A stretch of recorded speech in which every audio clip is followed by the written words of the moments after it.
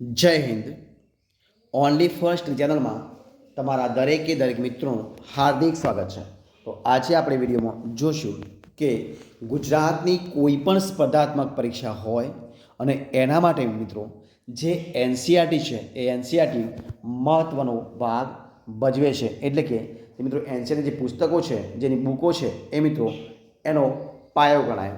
અને એટલા માટે મિત્રો આપણે એક નવી સિરીઝ ચાલુ કરી છે, જેમાં ધોરણ 6 થી માંડી અને ધોરણ 10 સુધીના મિત્રો જે પાઠ્યપુસ્તકો છે એ પાઠ્યપુસ્તકોના આધારે આપણે એક નવા એમસીક્યુ પ્રકારના જે પ્રશ્નો છે એની આપણે શરૂઆત કરી છે. તો આમાં મિત્રો જોઈશું આપણે કે ધોરણ 6 છે, સામાજિક વિજ્ઞાન છે અને મોસ્ટ આઈએમપી મિત્રો જે પ્રશ્નો છે એ પ્રશ્નો આપણે લેશું.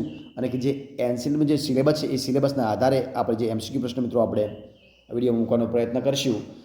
અને આજનો મિત્રો જે આપણો ટોપિક છે, જે વિડીયો છે મિત્રો ભાગ નંબર 48 છે. તમે વિડીયો પૂરેપૂરો જોજો. તો શરૂઆત કરીએ આપણે વિડીયો જોઈએ. પ્રશ્ન નંબર 1 તમારી સમક્ષ જો શું જે પ્રશ્ન છે કે કયા જંગલોના વૃક્ષો પાનખર ઋતુ દરમિયાન પાંદડા ખેરવે છે? તો જે ઉષ્ણકટિબંધીય પાનખર જંગલો છે એ ઉષ્ણકટિબંધીય પાનખર જંગલોના મિત્રો પાંદડા છે એ પાંદડા પાનખર ઋતુ દરમિયાન એના પાંદડા ખેરવે. જવાબ આવશે ઓપ્શન બી, ઉષ્ણકટિબંધીય પાનખર જંગલો, ઓપ્શન બી જવાબ. પ્રશ્ન જોઈએ આપણે આગળ કે ઉત્તર પશ્ચિમે શું છે પ્રશ્ન? ઉત્તર પશ્ચિમે કઈ દિશા કહેવાય છે? તો ઉત્તર પશ્ચિમે વાયવ્ય દિશા કઈ આવશે? ઓપ્શન એ જવાબ આવશે, વાયવ્ય દિશા કહેવાય છે, ઓપ્શન એ જવાબ. પ્રશ્ન આપણે આગળ જોઈએ. મહોગની, રોઝવુડ, નેતર વગેરે વૃક્ષો કયા જંગલોમાં થાય છે? મહોગની, રોઝવુડ, નેતર વગેરે વૃક્ષો છે એ ઉષ્ણકટિબંધીય વરસાદી જંગલોમાં થાય છે. જવાબ બનશે ઓપ્શન બી જવાબ આવશે, ઉષ્ણકટિબંધીય વરસાદી જંગલો. એક સિંગી ગેડા કઈ જગ્યાએ જોવા મળે છે? તો એક સિંગી ગેડા છે એ ગેડા અસમમાં. જવાબ આવશે ઓપ્શન સી, અસમની અંદર જવાબ જોવા મળે છે. જવાબ આવશે ઓપ્શન સી જવાબ બનશે. કયા જંગલના વૃક્ષો કોટાળા હોય છે? તો સૂકા જોખરાવાળા કયા આવશે? સૂકા જોખરાવાળા જે જંગલો છે એ જંગલના વૃક્ષો કોટાવાળા હોય છે. જવાબ બનશે ઓપ્શન એ, સૂકા જોખરાવાળા જંગલો. પ્રશ્ન આગળ કે જંગલોના મુખ્ય કેટલા પ્રકાર છે? તો જંગલોના મુખ્ય પ્રકાર છે ઓપ્શન એ 5 છે. કેટલા પ્રકાર છે? ઓપ્શન એ જવાબ આવશે 5 પ્રકાર છે. જોઈએ પ્રશ્ન આપણે આગળ કે 4 વૃક્ષનો ઉપયોગ કયો આવશે? 4 વૃક્ષનો ઉપયોગ સ્થાનિક લોકો શા માટે કરે છે? તો 4 વૃક્ષનો ઉપયોગ સ્થાનિક લોકો બળતણ માટે. શેના માટે? બળતણ માટેનો ઉપયોગ કરે છે. જવાબ બનશે ઓપ્શન એ જવાબ આવશે, બળતણ તરીકે. પ્રશ્ન જોઈએ આપણે આગળ. ભારતમાં ઉનાળો શું છે પ્રશ્ન? કે ભારતમાં ઉનાળો કયા માસ દરમિયાન હોય છે? તો ભારતની અંદર માર્ચ મહિનાથી માંડી અને મે મહિના સુધી મિત્રો ઉનાળો હોય છે. જવાબ બનશે ઓપ્શન સી, માર્ચથી માંડી મે મહિના સુધી. પ્રશ્ન આપણે આગળ કે કયા જંગલો હંમેશા લીલાછમ દેખાય છે? તો એ છે મિત્રો ઉષ્ણકટિબંધીય વરસાદી જે જંગલો છે એ ઉષ્ણકટિબંધીય વરસાદી જંગલો હંમેશા માટે લીલાછમ દેખાય છે. જવાબ બનશે ઓપ્શન સી જવાબ બનશે. પ્રશ્ન આગળ કે ભારતમાં કઈ દિશામાંથી વાતા પવનો વરસાદ લાવે છે? તો ભારતની અંદર એ અને બી બંને મતલબ નૈઋત્ય અને ઉત્તર દક્ષિણ મિત્રો જે દિશામાંથી વાતા પવનો છે એ પવનો હંમેશા માટે વરસાદ લાવે છે. જેમાં છે ઓપ્શન સી, એ અને બી બંને. પ્રશ્ન આપણે આગળ જોઈએ. કયો છે પ્રશ્ન? તો કે ભારતના નાગપુરમાં અરુણાચલ પ્રદેશથી માંડી અને પશ્ચિમમાં ગુજરાતના કચ્છ સુધી કેટલા કિલોમીટર સુધી ફેલાયેલો છે? તો 2933 કિલોમીટર. કેટલા આવશે?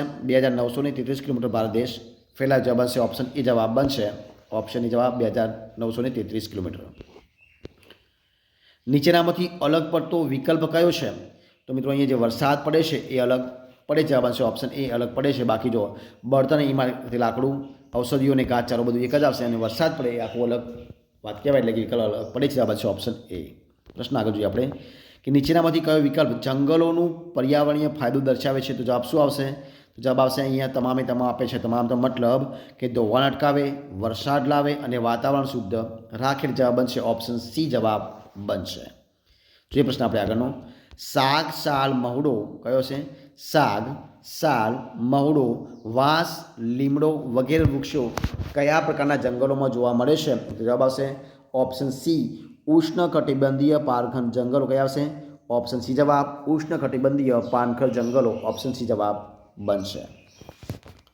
જોઈએ પ્રશ્ન આપણે આગળનો કે ભારતમાં કેવી આબોહવા જોવા મળે છે? ભારતમાં કેવી આબોહવા જોવા મળે છે? જવાબ આવશે ઓપ્શન બી, મોસમી. ઓપ્શન બી જવાબ આવશે મોસમી આબોહવા. ઓપ્શન બી જવાબ બનશે મોસમી.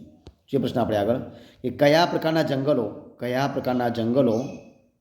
પ્રકારના જંગલો સમુદ્રની ભરતીના ખારા પાણીમાં વિકસે છે?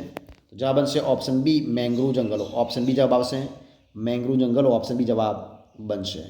જોઈએ પ્રશ્ન આપણે આગળનો. શું છે પ્રશ્ન? તો પ્રશ્ન છે કે જૈવ આરક્ષિત ક્ષેત્રની કઈ આવશે? જૈવ આરક્ષિત ક્ષેત્રની રચના કોના દ્વારા કરવામાં આવે છે?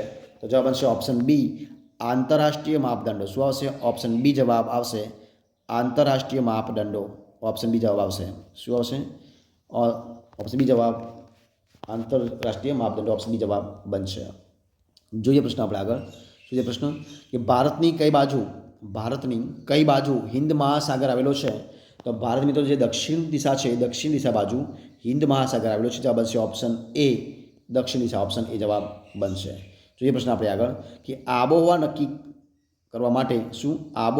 કરવા માટે કેટલા વર્ષની સરેરાશ પરિસ્થિતિ ધ્યાને લેવાય છે? તો જોઈએ ઓપ્શન બી જવાબ આવશે. શું આવશે? ઓપ્શન બી જવાબ આવશે 30. કેટલા વર્ષની? 30 વર્ષ સરેરાશ પરિસ્થિતિ. જવાબ આવશે ઓપ્શન બી, 30 વર્ષ. ઓપ્શન બી જવાબ બનશે. જોઈએ પ્રશ્ન આપણે આગળનું. શું છે પ્રશ્ન? તો કે આપણું રાષ્ટ્રીય પક્ષી કયું છે? આપણું રાષ્ટ્રીય પક્ષી કયું? જવાબ આવશે ઓપ્શન એ, મોર. શું આવશે? ઓપ્શન એ જવાબ બનશે મોર. ઓપ્શન એ જવાબ બનશે મોર. તો મિત્રો અહીંયા આપણે જે મિત્રો 20 પ્રશ્નો મિત્રો જે ડેલી વિડીયો આપણે બનાવીએ છીએ, વિડીયો અહીંયા આપણે પૂરો કરીએ છીએ. જો તમારો વિડીયો ગમ્યો હોય, પસંદ આવ્યો હોય, યુઝફુલ લાગ્યો હોય તો એને લાઇક કરો, કોમેન્ટ કરો, તમારા મિત્રો વિડીયો શેર કરો અને છેલ્લે ચેનલમાં નવા હોય, ચેનલ સબસ્ક્રાઈબ ન કરી હોય તો only first study channel subscribe કરવા માટે વિનંતી છે. મારા વિડીયોને પહેલાંથી અંત સુધી જોવા માટે તમારા દરેક મિત્રોનો હું દિલથી ખૂબ ખૂબ આભાર માનું છું. આપણે ફરી મળીશું એક નવા વિડીયો સાથે, નવા ટૉપિક સાથે. ત્યાં સુધી બની રહો. જય હિન્દ, જય ભારત, જય જય ગરવી ગુજરાત. Best of luck.